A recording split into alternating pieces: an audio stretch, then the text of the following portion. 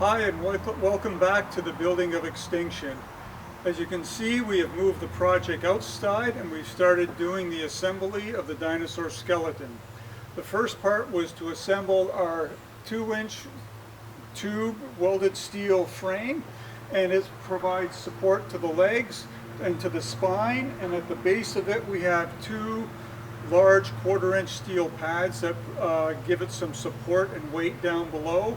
And in the middle part here, there's a pipe that goes through there in which the spine will pivot onto. To assemble the legs, they come in two pieces, the leg bones. So there's a joint down the sides here, and then they sandwich over top of the 2-inch steel that's inside of it, and they're held together by these leg bolts that go right through. And they're not super tight, there's enough so that they can flex a bit, but it just holds the wood onto the steel armature. And the same with these ones here.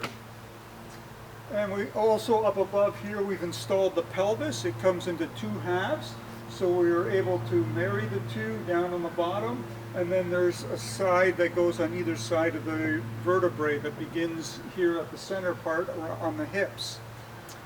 The head will be down at this end, the tail will be down at that end, and the next stage is to start putting the rib bones on through here and the neck vertebrae, and then the tails will go on there. We'll do those alternating one at a time so we have a sense of what the balance points are going to be.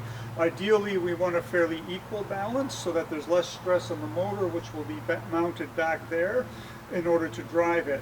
So the next stage is to start bringing the other bones and putting them onto the spine and the vertebrae in the back.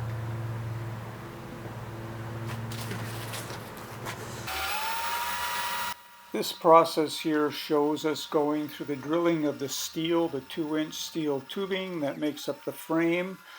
You use a series of drill bits starting off small, moving to the larger ones, and of course you have to try and get an alignment and go through both holes.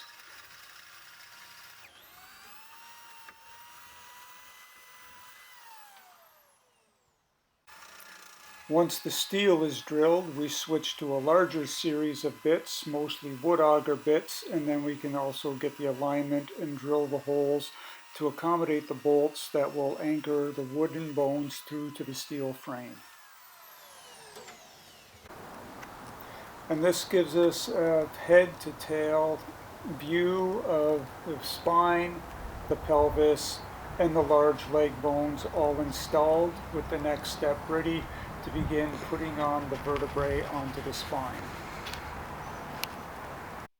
I would like to thank our sponsors, the Beaverbrook Art Gallery, for hosting this residency,